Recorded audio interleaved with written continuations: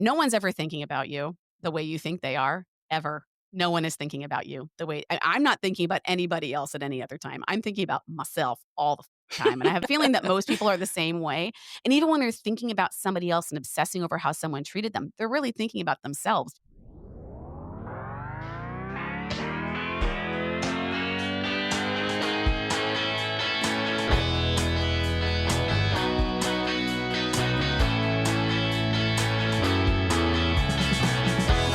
My business is your business. It's all up in my lady business with me, Mary Nisi.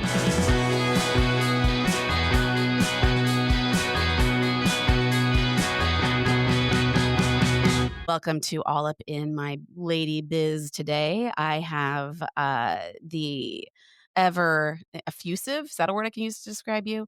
Incredible blonde. There's so many ways to describe Melissa Riddle, but she is my number two here at Toast and Jam. Technically, I think her title is operations Head of manager, operations, I think head of is what. operations, Yeah, vice president of technology and making forms. And she came into my life 2 years, almost 3 years ago, 2.5 years ago, 2.5. 2023. Yep. Yep, 2023, and has basically revolutionized my entire business. Without further ado, Melissa Riddle, welcome to Hi, All Up in guys. My Lady Business. Thank you. Hi. Hi. So, let's start off. How did you wind up here? How did you get here? I was one of the kids of the what are they calling it these days? Zennial, right? Like, Sure. I was born between 78 and 82 when everyone had to go to college just after high school because that's what you were supposed to You do. did. And I did that, and it was dumb. And It's I not that decided as dumb. soon as I You met the love of your I mean, I life got a there. degree in psychology. Yeah, and I met my husband. Um, but then decided to move to Chicago and had my sights set on fashion design for some reason, and immediately had 3 jobs when I moved here in all different weird fields. And I was thinking about this last night. I was kinda like, "How did I get here?" And realized that the sort of most pivotal professional changes in my life came from people pulling me away from situations I thought were good. Interesting. So, I worked for Jason Home and it was just Jason Home and Garden back when I worked there, and it was really delightful. It was, like, in interiors, which was a field that I liked. I was good at it. I got along really well with the owner, and then I got an offer from another company to go awa pulled away from that situation, and it was a little more money, and it was kinda back in another field of interest, and so I was like, "Okay, I'll go do that." And then a year later, they let me go, and I was really regretful about it and how much detail to go into, but, basically, they hired me to kinda keep an eye on things while they were off doing this other huge project for American Apparel, and then once they got done with that huge project with American Apparel, they're like, "Okay, we want our store back," and, like, I was just kind of on the curb. Sucks. Um, yeah, so it was really like, okay, I had this great job and I got, like, it had a lot of potential. I often imagine what life would have been like if I'd stayed there, as one does. But then, that didn't happen, and so then I was kind of, like, on the wind, ended up getting my longest other job besides this one and the one I had before, in my own company was with Design Within Reach, and that's where I got my interior design love, and I worked Mhm. there for 7 years. I ran their downtown location and got a lot of managerial experience and stuff in my late 20s and early 30s, and just got kind of tired of the corporate churn. I was gonna, like, lose I had 300 untaken vacation hours when I left Design Within Reach. Does that sound like me at all? You've never heard anything like No, that? I have no idea what you're talking about. No idea what I'm talking about. And so from there, I landed the job of well, I actually took a job selling eyeglasses because I've always really liked eyewear. And I was like, I'm just going to park myself here at this place until I discover what's next. And that turned out to be Right Auction. And then that was really where, like, the confluence of my obsession with 20th century art and design and my interiors degree that I earned while I was at Design Within Reach kind of took hold. And I was there for 5 or so years. And once again, somebody came along that kind of had this, like, little package of a dream. I was a mom by then. And they were like, I'll help you start your own interior design business. You're too talented to be hanging out here, kind of all of the dreamy things of like, being discovered and the challenges of being an entrepreneur, kind of mentorship and financing and all of these things were kind of like, hey, you should go do this. But So this person was just paying was, like, gave you money to, like, start your business? it was Like a an angel loan. investor? Okay. Oh, Yeah. got it, okay. It was like, but I didn't have to like go to a bank or do anything. Mhm. And they had started their own business and also, had given me a lot of, just buttered me up, right? Made me feel like, oh, maybe I could do this crazy thing that sounds totally wild and impossible. And my daughter was going into kindergarten at the time. So there was this real attraction to the flexibility of being master of my own domain and whatever. So anyway, I did it. Needless to say, it didn't, necessarily go so well. Some very early experiences kind of taught me that this wasn't the best partnership and ultimately ended up, sort of having to pay all that money back really quickly. It was kind of funny because my background in 20th century art and design very much helped me escape that situation because I would go to this store here, a store in Riverside called Divine Consign, Mhm. and I found a very expensive sofa there Mhm. that then I ended up putting up at auction, which sold well and then helped me get out of that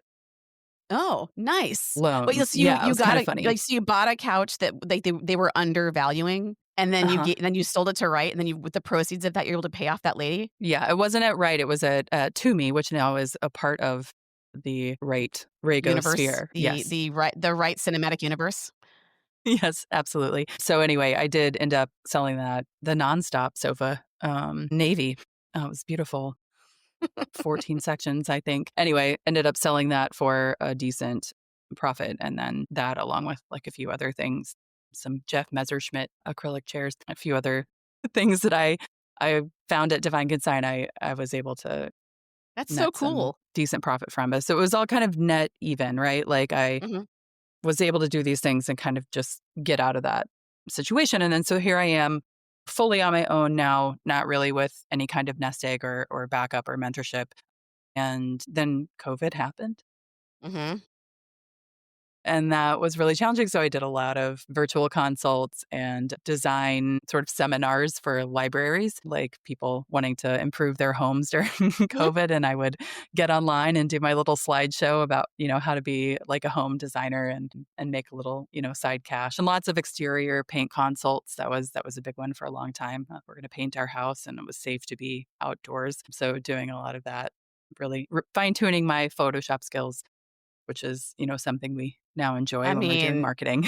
your Photoshop Who skills who knew? are amazing. Like, I didn't know how much I needed them in my life until I had them. Having a little tiny graphic design ability goes a long way. So anyway, then here I was, like, kind of realizing like I didn't have enough volume to scale my business, and that it would take a lot of investment and other things in order to make it a real firm. But then I was sitting on all of this experience that's really hard to get. Like interior designing experience, like you can read books and blogs and all the different things, but until you're actually in somebody's home and measuring and making selections and seeing the whole big picture come together, you just have to be able to do that.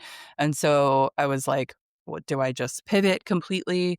I was pretty sure I wanted to get out of the business. And then I had an opportunity to go work for one of my favorite design companies ever. I had never actually worked for a firm and got there, and it was not at all like I had hoped or dreamed. And so that ended pretty quickly. And so here I was sitting like, I tried all of these different permutations of the thing that I thought that I wanted. And I'm looking at like what trying to do the thing that I'm passionate about led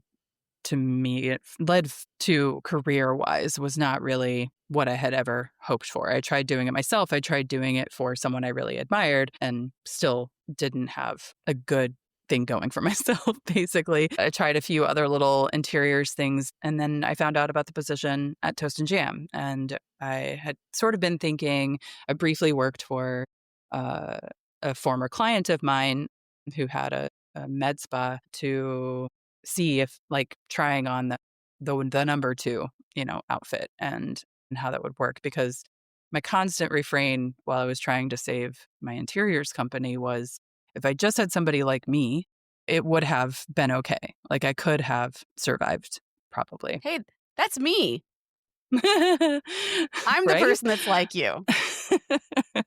um, and so I tried on like I was joking. I went from spaces to faces, and I got to sit in I a space that I had designed, and like people would come in to get their like tweaks and whatnot, and they'd be like, "God, this space is so amazing." And I'd be like, "Oh, thanks," and then be like, "Why are you it's me. why are you taking credit for that?" And yeah, because it was me. But yeah, something about that, just didn't work. It didn't really take advantage of the depth of project management that I had cultivated in those years of being an interiors person. When I worked at Wright, I was overseeing like all of the restoration projects, choosing new fabric and making sure it got ready in time for it to get photographed and end up in the catalog and then be subsequently sold. So I had all this time project management stuff going on as well. So I was like, this isn't really getting utilized here and whatever. So And you wanted to reutilize those skills like that. It's like it's I one of these definitely things where did. so I think what's interesting about your path to get here, I mean, it's very reminiscent of mine, where you do a bu Yeah. like, you go to school for one thing, in your case, psychology and mine art history. I mean, I think you probably are continuing to use your degree in psychology because, I mean, you learn stuff that you can kind of use to, like, diagnose people, or Right. whatever you do with the psychology degree. But when you kind of when you are a little bit you're not like everybody else. Like, you can't do the normal 9 to 5 or whatever. You kind of like when you kind of realize that, like, that's like a and you kind of have to go through a bunch of different things and try things on. I think some people might look at that as like, "I can't figure out what I am," and you don't realize, like, you keep thinking about what I wish you were doing instead of just being here now and, like, doing the thing and getting the experience and just not really thinking about where it's gonna go. But when you are just getting the experience doing the thing, that it pulls together all these disparate things. And like, when you're in a retail environment, you're not really using project management. When you're in your project management, you're not really able to like, be around other people or the things that, you want to kind of pull together. And so, like a job at a DJ company probably wouldn't be the thing that you thought you would be doing because, and I But when think I part of got it, sorry, just so when I got the description of what the job was, I was like, there's no way I'm qualified for this. Like I immediately really? was like, oh, for sure. I was like, I have no business. Kajabi, what's that? Yeah. I was really kind of looking more at the types of DJP, what's that? Not Yeah. really thinking to myself like I'm capable of learning any A system. CRM. Yeah. Yeah. And just embracing that. But thankfully it didn't hold me back because I True. still threw my hat in the ring and here we are. Yeah, and it's and I will say that, I feel like especially at the age like, when you get into your 40s and you've got all this experience and, your priorities have shifted, being open to these things, I think also it's like, the whole like Mother Teresa didn't start painting until she was 80 or whatever. It's like, you know, uh and not that working for Prolific me is artist. just like the same thing as being Mother Teresa, not Mother Teresa, Grandma Moses. That's what I meant. Grandma Moses, not Mother Teresa. She went to school for art history, you guys. Grandma Moses. It's Grandma Moses didn't start painting till I don't think Mother Teresa did. Maybe she did. That's the Uh, joke. anyway, my point to all this is that, it's part of what I think is interesting about your ability to come over here is, like, you were doing interior design, you did it by yourself, you tried to work for another person that did interior design, and you couldn't do it because you'd worked for yourself, and in that position like, in that world, and that probably had something to do with why it didn't work. But I think coming over to me, it's like, I could never work for somebody else ever again, I don't think. I mean, I guess it depends. Actually, I do fantasize about being a barista, just because it's an easy job that I wouldn't have to think You about could work for when someone I else leave if it. you didn't have to work for them. Like, it was like an Yeah. optional thing. Yeah, if I had Like, fuck "Hey, you I'm money doing on this the for side. fun." Yeah, Yeah, if I've got exactly. fuck you money and I can just go do whatever I want. If I had fuck you money, I wouldn't be working at, Yeah. Starbucks. My point is that I think it's great that you're able to come in and actually, like, work underneath me and I mean, really parallel with me, how we've really gotten to that point where Yeah. I I think do it's because feel our more skills are so complementary, mhm, like, the things that we just, like, fit in that way where when I did work for somebody else in my, like, same field, it was sameness, like, I think it was a creative thing, and so there was this misalignment with what the outcome should look like, and I think coming to you, it was very much like I joke because my marriage is this way too, ideas and execution, except when I'm home, I'm ideas and my husband's execution at work. your ideas and I'm execution, so I don't have to be I don't Well, have and to that's I always could split it been up. yeah, and I think that I mean, and I think the other thing too is that, I own a DJ company and all the DJ side of things, I understand that inside and out. I have a lot of ego around it. I have, because I know what I'm doing. I am incredibly good at it. And I know what I want on that side. But on the like Yeah. operation side of things, like, keeping the trains running on time, like I had my way of doing it because it was the way that I cobbled together with, the combination of my, like lack of any like I didn't know computers coming into, like, this job. I didn't know how software worked. I didn't know the running of the business. It was really cobbled together, and the other thing to consider, which I think I've talked about before, is that, like, there's no rule book. There's no, like, business owners for like, DJ company for dummies that I had that told me what to do, and so I had to largely make it up, and I'm sure it's the same thing with interior design. There are more examples of those out there, but at the end of the day, though, there's not, like, like, There's this still a is a lot of standard. gatekeeping. Yeah, and that is the problem, is the gatekeeping, and I hate gatekeeping. I will tell anybody anything. I don't care. Like, I don't wanna necessarily talk about how much money I make, but I'll tell you. It's not like, I'm not gonna do it now. We're not gonna talk Right. about that. Even though you know exactly how much money I make, and you Sure know do. exactly and she's still here, folks. So, I don't know if I know what that means. Once you came in, what's interesting is that you came in 23. So that in 23 was, like, we're, I guess, post-pandemic at that point, or at least we're the emergency's over of COVID is over. And so I was in a position where I could stop being in triage mode because and again, I'm not sure how much I've talked about this, but whatever, I can repeat myself on my podcast. I hear other Sure podcasters can. repeating themselves all the time. Is I lost my primary employee, the person who'd been running Toast and Jam at the beginning of the pandemic because they had a baby and couldn't, you know, be here. They didn't cut childcare. So I lost her and I was doing it all by myself and it was so horrible. And so I wound up bringing in someone who was, that wound up, you know, how do I talk about this?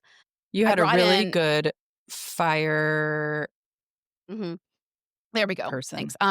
So, when I brought Melissa in, I didn't have to be in fire in like triage mode. And I was ready to, kind of completely stop acting like my business was on fire, which it was very much flaming for years. But the other thing that happened in this whole time of my life was that prior to COVID in 2019, I had done the Goldman Sachs 10,000 Small Businesses program. And when I did that, it's kind of like a mini MBA to a certain extent. And I learned all these different ways to do things like how to manage employees, how to hire, how to fire, how to like understanding margins and things like that. And so many of the things that I learned in that I didn't think could apply to me because my business was so different that and I had at the time my DJs were doing all the sales, which I knew that there were things I was missing out on. I'm sure there were like weddings that were not booking because that DJ didn't know how to talk to that person, or I think, I think there were I had wanted to take the sales away from the DJs, not because I didn't think they were capable of it, but because I knew that I wanted to get a more cohesive s Yeah, l we didn't have a message. very consistent message. Like everybody, as unique as a DJ can be, the sales approach was because it was really just about that person and that couple in that moment of time without a really cohesive message about Toast and Jam, the brand, what you could expect. Yeah, and by that measure, then our clients were getting a consistent product because it was us and everybody was trained by me, but then once people stopped being necessarily trained by me and being trained by other people within the company that were still trained by me. So then the message was going well, the training was going well, everybody was getting a relatively stable product. But when I stopped being the main trainer, that was when people weren't being trained the way that I needed them to be in order to operate well. But at the time I was in COVID. It was such a bad, chaotic time, and I was really down on myself because I was like, "How is this business gonna keep going?" Because like, I don't have the bandwidth anymore to be able to give to it, and that is one of the shitty things about being a person who becomes a mother after they've had so much success in the job because you think you're gonna have the baby, and then the baby is just gonna be sitting there while you continue to do the exact same thing you were doing, and you just can't.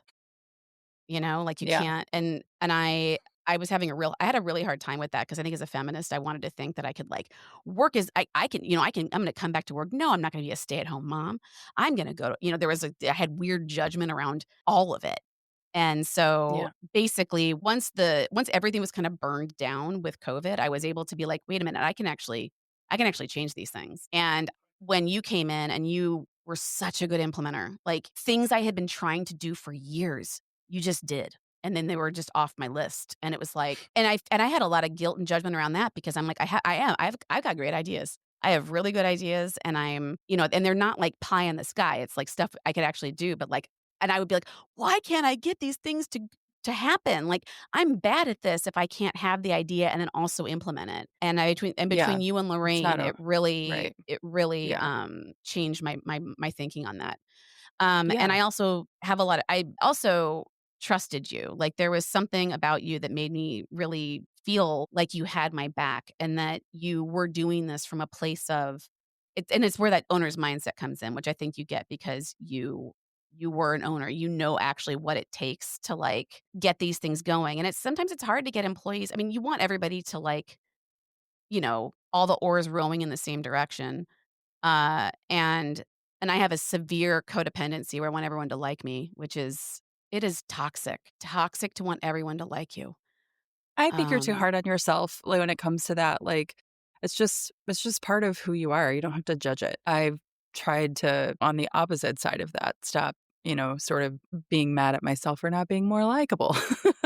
But it's just, like, some things require you to like people and still be able to do your job, and some things don't require you to like the person that's telling you the things that you need to do your job. Like, it's not so much of what I do as an implementer is not it's no way personal. So I really try to, like, keep as much as I can that out of the mixture, because in order for certain things to happen, you have to just make them not personal. Like, they're just Mhm, like, this is a policy that's being changed. It's not something that has to be explained. This is the next phase, and it might not be exciting to everyone. Not everyone might not like it. Whether they like it or not, it's going to happen, and you can be mad at me for it if you want, but, this is what's necessary for the health of the company. And, I think that most of the ideas that we have implemented, there's maybe early pain points and things that you just have to, like, get through in order to adapt to the new situation. But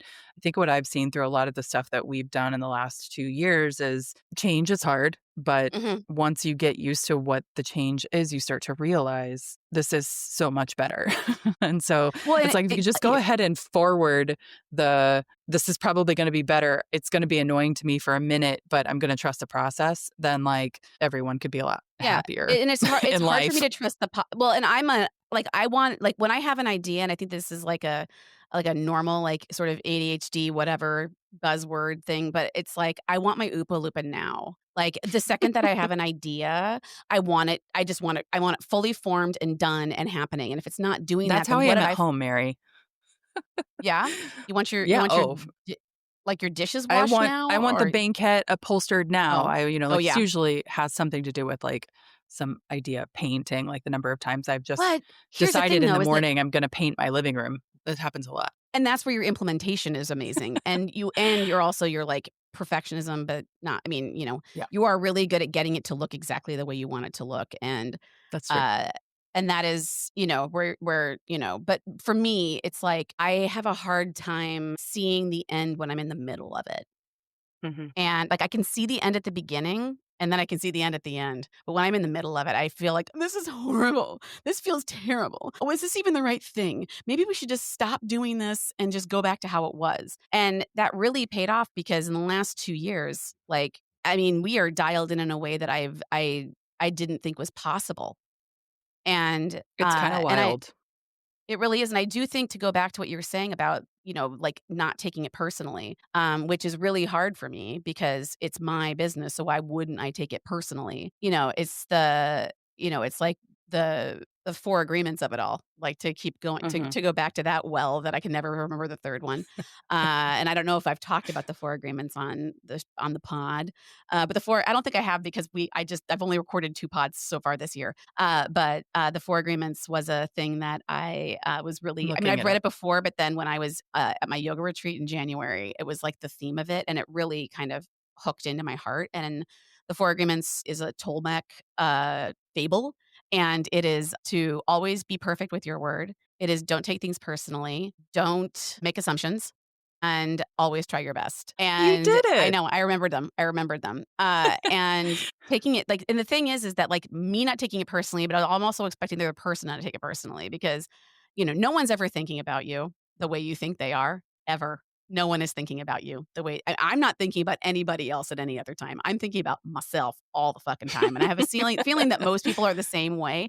And even when they're thinking about somebody else and obsessing over how someone treated them, they're really thinking about themselves because they're thinking about what that person thinks about them. I mean, it is really weird how humans are programmed to, really the negative bias is terrible. But even like, talking about like you saying like, it is I think that is the reason why we work is because you are able to deliver like a lot of the change that has to happen. No one likes change. And so whenever I'd be like, "Hey guys, we're gonna change this," and they're like, "I don't know if I like that." I'm like, "Okay, then we're not gonna do it."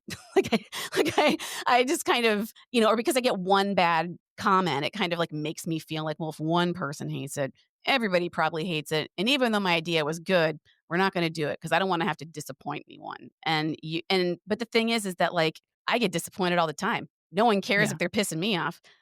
You also had to have a person, Mary, that like, had a buy-in on whatever that idea was to be able to pull it through to its full potential. And I think, What's an when example of you're that? um, well, I guess bringing sales, in-house or having those like initial DJ like conversations with couples was a huge mountain, to Mhm. move. And there were a lot of, like we had to create all new processes to be able to do that. So the change was something that DJs had done historically for the company. We're not going to be doing that thing anymore. And there are DJs who were really kind of relieved by I that. think And there were most of them were relieved. probably. But then, we had to go through all of the growth pains, to kind of get to where things are now. And it could have been really easy to be like, oh, we had 70 meetings this week or whatever. Like, is this Mhm. sustainable? And pivot and go back to the, quote unquote, like easier way of doing that wasn't necessarily as in line with your goals, which was to have a consistent message to and I really feel like that message, maybe that you expected this or was you were hoping that this was going to be an outcome of that, is it raised the standard some Mhm. to Abso vocalize it to our potential clients. DJs are no longer deciding what their standard was. We were deciding Mhm. what it was. And so then it's all about kind of creating the other support systems to be able to help everybody get to the standard that we are expressing Well, to people who and hire us. part of the reason why I think that standard was changing, was because of the way it's like it's reacting to market conditions. So, before the pandemic, all of our meetings were in person, always. And at the office, we had, like, 6 tables in the office, and, like, Monday through Thursday between 5 and 9 or PM, there would be 6 DJs at one time having first meetings, and then they would schedule them back to back, so they would be there for, like, and I mean, we were Right. having dozen, and so everybody always heard everybody. They all the DJs were always they all knew each other because they were all in the same room all the time having meetings. Mhm. And then they would overhear somebody say like, "Oh, this is how you explain when someone says, can I choose every song that you're gonna play?" And so they hear a DJ say, "Actually, it's not a great idea." Like you hear how somebody was explaining things, or I'm in the office, so they could be like, "Hey, I had this client ask me if I could put speakers in this one area," and I'd be like, yes, you can absolutely do that, or, "Oh, no, that's a fucking terrible idea," and and that was sort of the joy of having a company you worked for versus being just, like, a person who did their DJ meetings at a Starbucks, and there's just one single op. You get me as a resource, you get the office as a resource, you don't have to have your meetings at a Starbucks in Oak Brook because that's where the client lives. You're like, "Nope, sorry, our office is in the city," and so it makes everything more cohesive. So then once that was over, and it took me a while to kind of realize that that was a problem, that everyone Yeah, went from part of doing their that meetings in essential. person to coming on Zoom. None of us understood Zoom, and in fact, before the pandemic, I used to do these dropped lead reports, so when a DJ would drop a lead, they had to fill out this little form that was like, and the questions were, was it live, or were you in person, or were you on phone, or were you on Zoom, or I guess it was Skype at the time. No one was using Zoom. Um, and I don't think people understood how to do online meetings before the pandemic. So, whenever I did an analysis of our dropped holds, and half the time that we had a dropped hold, the meeting wasn't in person. So then I was like, you have to try to push to, unless they're like deployed, like you really need to try to have your meetings in person because they don't convert if you're not in person. And so once the people had the quick education on what it's like to do a meeting online and how to like establish rapport, because we've all kind of learned how to kind of turn it on in a flat two-dimensional way, as a result of everything going online. It's because 'cause we're And wearing sweatpants, I am wearing, right? I'm wearing my It's I just can't we're really see so the much logo. more comfortable, that we know how to turn it on Zoom. Which actually I don't think there's not some truth in that. But once I kinda put that together, I'm like, "Oh, the reason why this is all getting kind of awkward and awful is because, the DJs they're not getting the ambient education and training they get from hearing other people." And I didn't realize that was so much a part of our process, was kind of like cross-training that was just happening. But you got a lot of And what confidence out of that observation, right? Because you knew that what you were hearing was actually what you wanted people to learn from that Mhm, and I could interaction, correct right? them in real time. I could be like, "Oh, actually, that is not a thing we do, guys," or I would be I would kind of I could and other DJs could monitor that as well. So if they said Right. that in a meeting, another DJ would be like, "Oh, you know what? I do believe that everybody was kind of, getting Yeah. it from each other." And so I'm Yeah. like, "Shit, is the Pax Ramana of Toast and Jam over?" Like, am I never gonna get back that magic? And I know, and we started getting more complaints, which we never used to get complaints. Never. We would get like 1 a year. Mhm. And we started getting more, and they were, like, weird complaints. They were, like, kinda petty, where I'm like, "That's the thing you're complaining about?" Then I realized they're just trying to get money back, but they also got in the headspace where they felt like they're all trying to get money back. I mean, I don't believe any complaint is just to, like, for a training That took opportunity, me a like, while to learn too. I think my impulse is always to be like, "What did they do wrong?" And then, like, once you start to, like, dig into things, it's like, "Nothing, actually." well, talk about I mean, when we realized last year when we did it's and I don't know if Mm. I mean, I'm on a lot of DJ Facebook groups, so I don't think people are doing this kind of, soul searching when they lose things, because I mean, people are like, "I lost this lead and to a guy that charges half as much as I do," and it's like, "Okay, well, then Duh. I mean, if you wanna get every single event that comes your way, then yeah, charge half as much and you will work all the time, but you won't make as much money." Like, when people are like, Right. "I book every lead I get," then I'm like, "Well, you're not charging enough, because that shouldn't be, then Yeah. you're getting booked on price." But anyway, that's not the Yeah. point I was trying to make. The point I was trying to make is that when we started analyzing the reason why we were losing leads, and we realized that, like, we had got 5 complaints, and 3 of the 5 complaints, the meetings weren't in person, or the not both half of the couples weren't at the meeting. And so we realized And that there whatever their dance floor, the number of people at the wedding was also yes, yeah, small. So there was guest count guest was count, really hard, whether or not both both couples were couples involved in were planning. at both meetings. And we realized that Both people in the both couple, sides of yeah. the couple, like both Yeah, the yes. bride, the groom, the groom, the groom, the bride, the Yeah, married, all of the whatever things, you yes. and so if you only had one person there, and they're not married yet, they don't know each other the way that they think they do, like, they don't. And I think that people wanna think, "Well, if I'm getting married, I can speak on their behalf because I know my beloved so well." But you don't know your family as well as you think you do. You don't know. And so when people are in the meeting and they're saying, "We want this, we want that, and the other thing," and then they get to the meeting and the groom's like, "Well, where's my Bon Jovi?" And it's like, "Well, I never heard the word Bon Jovi in the entire planning process." And it's like, "But it's my favorite band. How did you not know that?" And it's like, "Because your fucking wife was the one who was there giving." I'm sorry, I shouldn't say your fucking wife.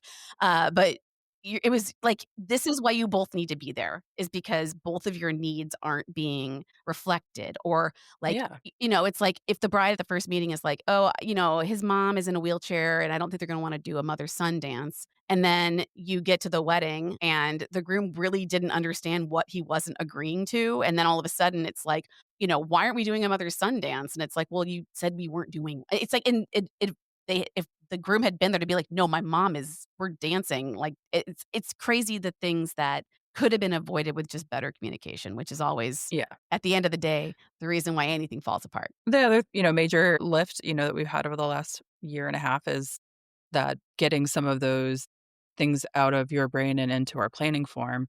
So having newer DJs be able to kind of advance more quickly through the different scenarios around tradition, Mhm. expectation, Mhm. cultural weddings, things like that all benefit from getting that into that form, because then it's not just about the DJ seeing those questions and answering them. It also gets the couple looking at those Mhm. questions and really thinking about what they want. And then I think that leads to a more, just Mhm. like we say, like if you ask the question, put in don't just leave it blank because it's Yeah. like, did you actually talk about whether or not you want, introduction for your wedding party?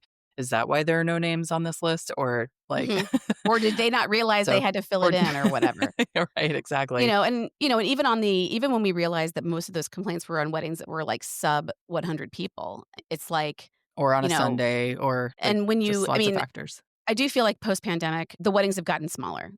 We're seeing a lot more 120s and lower. It Mhm. used to be like 150 was like every wedding was 150 people or more. And if it was small, if it was less than 150, it was like, this is a small intimate gathering of 125 people. And so, and I get it, like money or you understand who's important or whatever. You have you have these smaller weddings, which is great. And it's not like you can't have a rager with 80 people, but it is harder. And so you have to kind of prime the pump on people. So when we ask, so it's also the DJs understanding why we're asking these questions. Because if you've got, like there's one of our favorite venues to work at is Cafe Brower, which is in Lincoln Park Zoo. It is beautiful. It is one of my absolute favorite venues in the entire universe. I love it so much.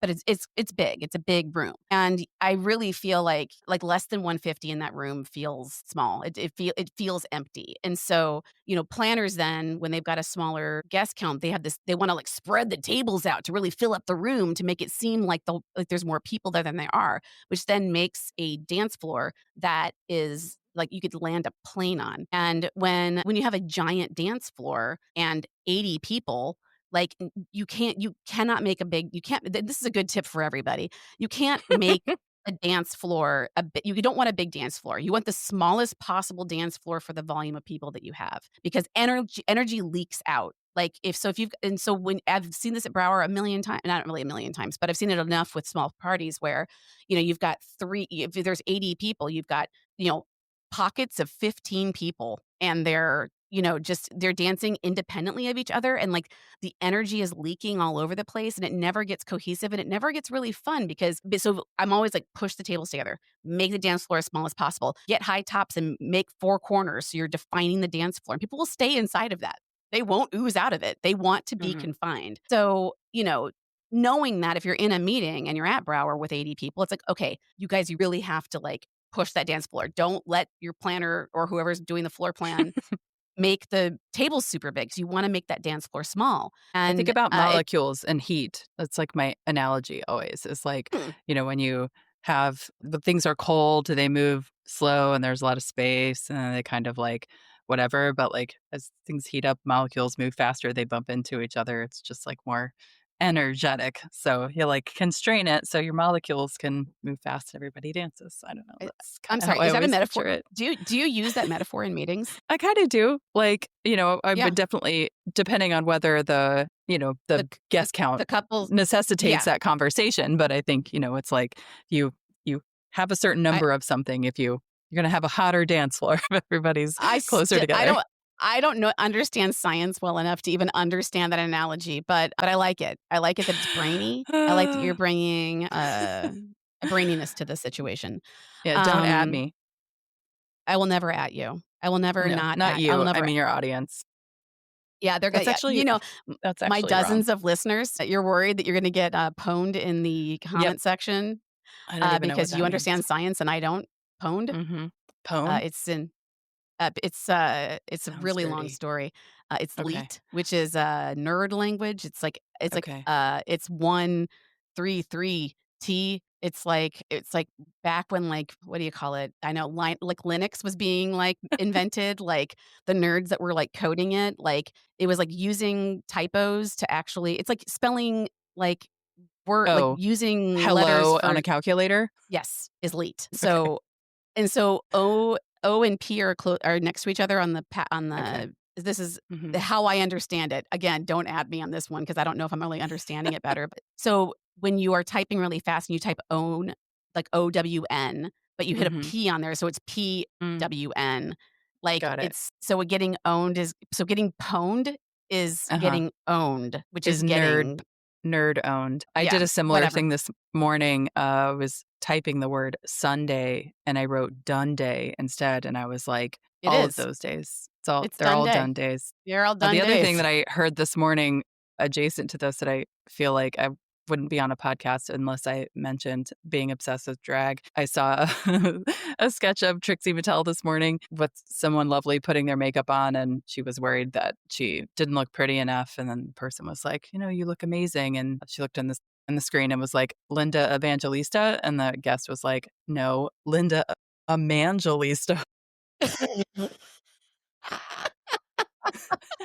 And I was like, how has no one ever said Linda Evangelista to me And before? how is that not already a drag name? Like, how I come there mean, isn't perhaps it already is, someone out I there think I and they're think just Belinda I Trixie think it should be stealing like their thunder, but it should be Belinda Evangelista, okay, yeah, just you to gotta make it a change bit them more both a little bit. I actually on a similar note, I went to New York, as you know, Melissa, but the listeners don't. I I went to New do. York City a couple weeks ago, and I saw, Oh, Mary, the play by Cole Escola, and, Cole they after Cole finished their run, there's been different Marys, and, the Mary that I got was Jinx Monsoon. Melissa knew who they were when I did, I got to do I stage doored, which means I stood after at the stage door after the show and got her autograph and sent it to Melissa, Yeah, and she was like, "Oh my god." I'm like, "You know who she is." I don't watch Drag Queens, so I don't or Drag Race, so I didn't know who she was, but I knew she was important. she's important Last night I went and to a gorgeous and mom's so fabulous. what when we're recording this, it's the week that school started, and I went to my son started middle school, so it's a whole new school, so it's like a whole new set of moms and, kids and whatnot, and I went to a mom's night last night at a restaurant in Evanston and met some moms. It's such a butt sniffing situation, like, I'm so nervous at these things, and I'm like, I'm just afraid, Bless you for and I going. well, you know what? I don't want my son to miss out on things, and if I don't do these things and I found out last night there's a dance, like a dance thing called Fortnightly that Evanston puts on, and it's like the first one's a neon dance, and then the second one is mother son or daughter daddy, and then the third one is line dancing. And I learned about that, and I was like, "Yeah, fuck yeah, Sebastian's doing that." Will Um, he go? Like, I don't have a well, joiner as a kid, so I wouldn't have sent him, but then I found out that his homie, his little crew, all of his little dudes are going, and I was like, "Oh, okay." So mm, he's gonna go to it because of that. When I told him about it, he goes, "So do I have to get a date?" And cute. I'm like, "Do you want a date? Or I don't want you to have a date. I want you to go with your friends, like, There was a Karate Kid style." K-pop Demon Hunter sing-along at the movie theater, this past weekend, Did and you go? all my daughter does is sing K-pop Demon Hunter songs. Same. That's I all said, Sebastian sings too. "There's a K-pop Demon Hunter sing-along at the" and I still probably have a wound from where her eyes daggered across my body with complete disgust and just utter disdain Like for she that didn't wanna do suggestion that? in Oh my god. on any planet. Yeah. So, God, anyway, Sebastian wanted to go I to that. digress, but no. I would have No, driven I to mean, Evanston and gotten Sebastian and taken him to the K-pop Demon Hunter sing-along at the LaGrange Library, but or, ours movie was at theater, but yeah. ours was at a movie theater in Glenview, but it was yeah, I mean, No. what is it? What cocaine, crack, whatever is in that movie? It It is is the all he catchiest. wants to watch. We Yeah. he's never cared Ev about doesn't music, watch like it, but she yeah. doesn't? She She doesn't just watch it. listens to the oh, Yeah. well, This is Sebastian anyways. doesn't care about music. It's very cobbler's kids have no shoes. Mhm. It's like he has nothing. There's so Yeah. much music in our house. Mine He has doesn't 0 either. desire. Mhm. But K-pop Demon Hunter is golden. Like, it keeps popping, and Oh, he's doing it yeah. on my account, so now it's entered my Mhm. algorithm, and, Yeah. I need to get out of the algorithm. I I gotta don't cut hate off it. I Spotify. don't hate I it. know, but I Like don't the like being songs.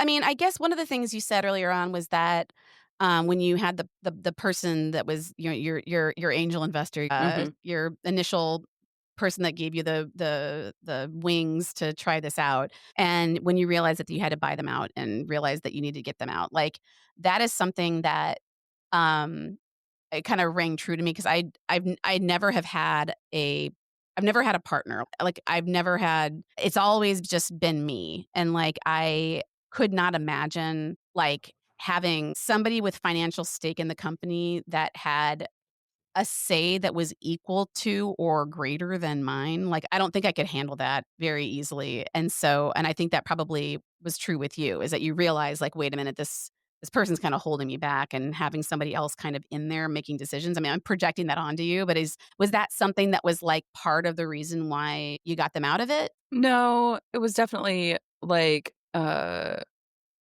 situation that, uh, like, you shouldn't be doing the work that you do for the person that is helping you do what you do, I guess. So, like, don't be your investor's designer slash, don't let them be your Mm. client, because it brings a level of exposure and power dynamic, that Mhm. isn't really sustainable or healthy. And Yeah, I mean, so, it's so that was more the need for that to kind of close for my company. But I think that the partnership aspect of it is so, I think, essential because, especially in creative, which I would consider this, Oh, company yeah. to be a creative company. It's not visual, it's with your earballs, but still, a lot of interpretation, a lot of ways that you're taking somebody else's idea of something and trying to put yourself into it and then make this magical thing happen. And And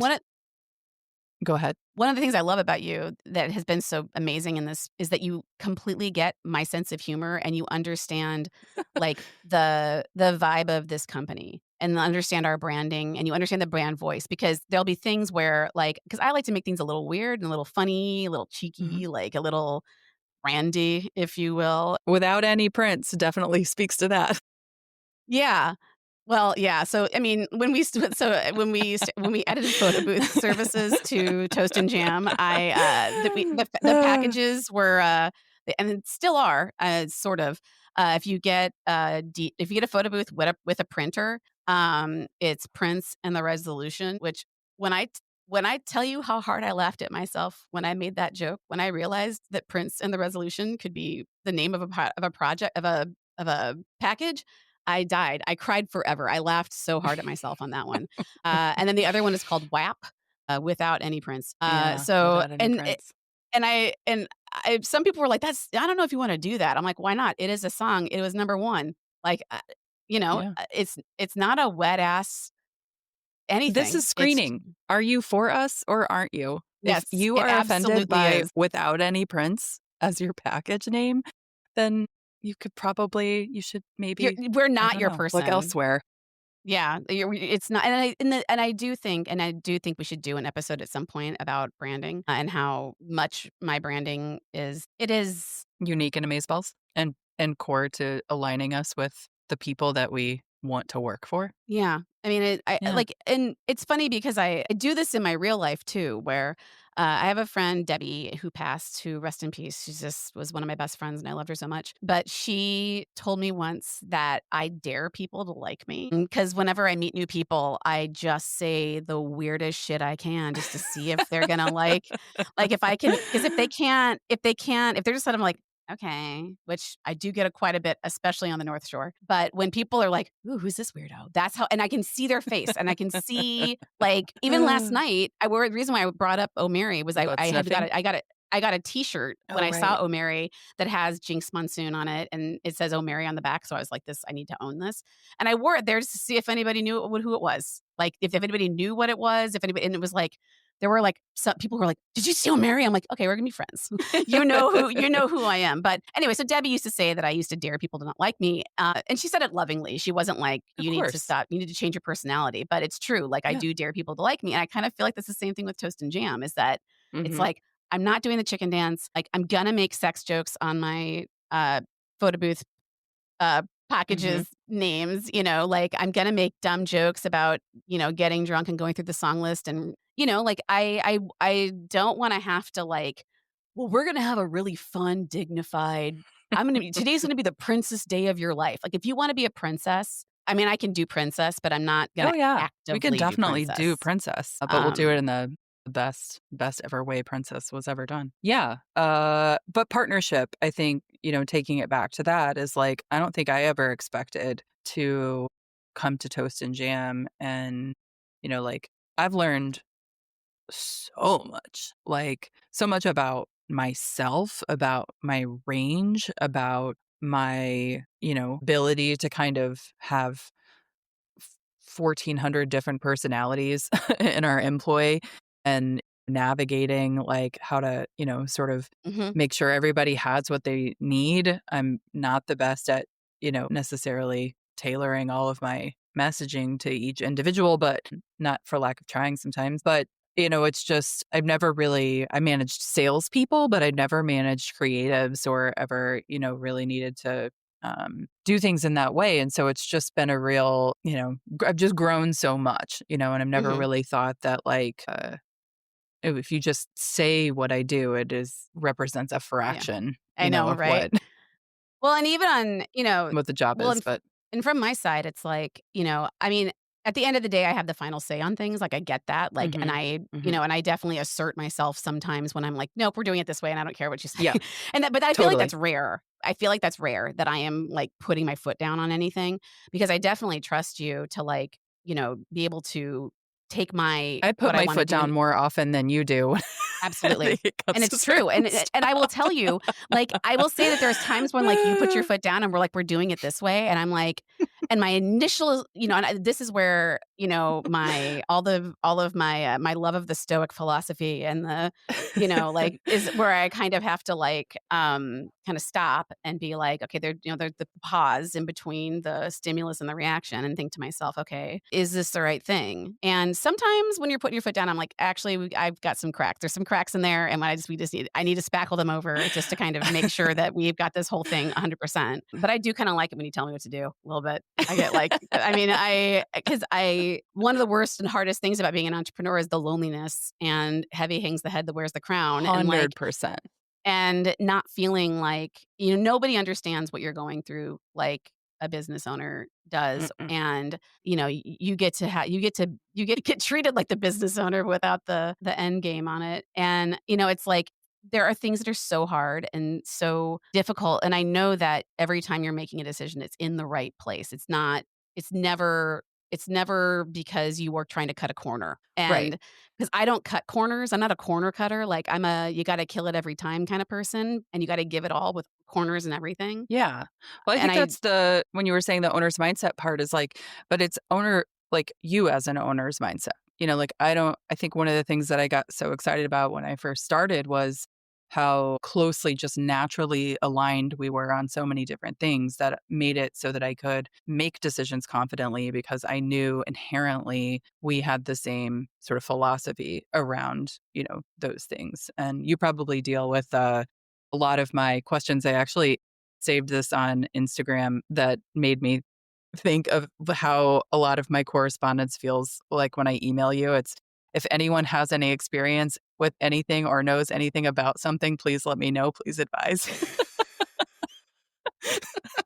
Because I'm not a DJ. I didn't like come from this world. So sometimes whenever I'm like sending you things, I'm like, this is probably how Mary is like reading this because it's so out like innate to like how you've done this job for 2 decades, like how well you know it. And to me, it's just like completely foreign. But I do but it think that, also but it's also it's a testament when people are like, they don't think this is a real company. No one thinks this is a real company, and it's, kind of a testament also that under the hood, all businesses are the same, like, in so it's not like, there's nothing truly unique that we are doing here. I mean, in a gestalt way, I think it kind of is, like, the sum of the parts. Like, when, it's the mhm, parts all seem kind of weird, but then when you get them all together, it makes this beautiful perfection. It's kind of like the Beatles. Independently, they kinda sucked, but all together, I'm basically Toast and Jam is the Beatles, and so don't put that on a I can T-shirt. see that. I can see that. Don't put Um, that on a t-shirt. But but I do think that this is alchemy, right? Like the way that you and I fit together in our approach to our clients, the seriousness that we bring to the table and the commitment that we have to our couples and, anyone who's hiring us, event or wedding or whatever it is, like brought kind of to the lexicon that you have to slay every time. And I think there's the DJ part of that. And then there's the office part of that, is like really making sure that like, if I describe myself as, the operational wind between under the DJ's wings or whatever, it's really about, making sure they have all the tools. And I bring that same um, high expectation to how we run because I just so seriously take, each one of these events. It's Well, and I somebody's mean, and it's I day. mean, that I mean, we one of the things that I,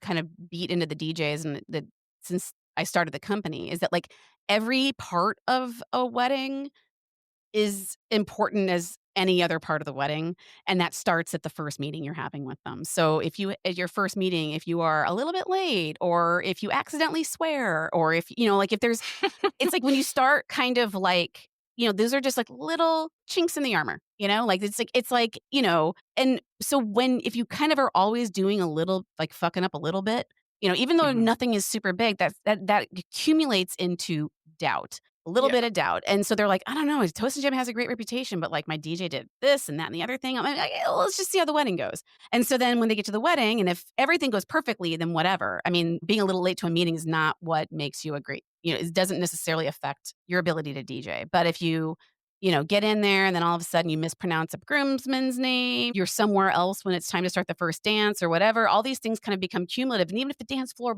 bangs and there's nothing wrong when it happens, when they're doing the postmortem the next day, it's like, dance floor was really good, but I don't didn't you kind of feel like something was off or whatever? And then all of a sudden it's like something that was nothing that all because they were a little late to the first meeting. And like I do see that butterfly effect. I think me saying this, it sounds a little crazy that can all, but this is how I think about it. And if you're gonna Mhm. work for me, you have to understand that like every part of this is important. Like we're not just in it so that like we can get there and slay your dance floor. Like I love lining up people. I hate the introductions. I only hate the introductions because I hate the introductions because it's the first time I'm on a microphone really for at the wedding, and so this is where I'm getting them on my side or not, and so I don't. I that's where I'm like terrified of mispronouncing a name. That's where I'm terrified of like having like my problem when I'm doing introductions is I always do if then statements. So I'll be like, okay, so if everybody can in cocktail area, it's time to start moving towards dinner, and then I realize I've just started an if, so I need a then, but I already trailed the sentence into someplace else, and this is what's going on in my head is like, "You made an if then statement." So then like the next week, I'm like, "I'm not gonna do that," and so then I'm like, "All right, everybody, it's time to move from what is this thing called? The terrace patio?" So then so if I don't script out everything, then I am a fucking mess at these things, and then but because I'm scripting them, everything sounds right the every time because now I know, like Yeah, you I gotta use scripted. Ellie's cards. Exactly. It's amazing. Anyway, we've been all over the place. I don't think this is We the sure last time have. you're on here, Melissa, because I'm gonna bring you back in, especially when I don't have a guest and I need Sounds someone good. real quick. It's always Okay. gonna be you. Sounds good. Yeah. Um, I We am got so lots of happy that topics. We did not I talk about, my Amor Fati shower situation at mm, all, so put we that in didn't the, you know, next in the spank episode. bank. Debbie used to say that all Well, the time. Not that I love that aw. Debbie's come up twice, but she used to say, like, whenever Yeah. she would, like, fall down in front of her husband or, like, fart or whatever, she'd be like, "Put that in the spank bank," like, and it was I love Debbie. Amazing. All right, Melissa, thank you so much for being on. Thank you. Everybody, you got to see how the sausage is made a little bit. If you guys liked how the sausage is made and you really want to learn more about it, we have a voicemail line that you can leave a voicemail at. We'll have a link to it in the show notes. But we really do want to get voicemails from people kind of either asking questions or telling us how you feel about something.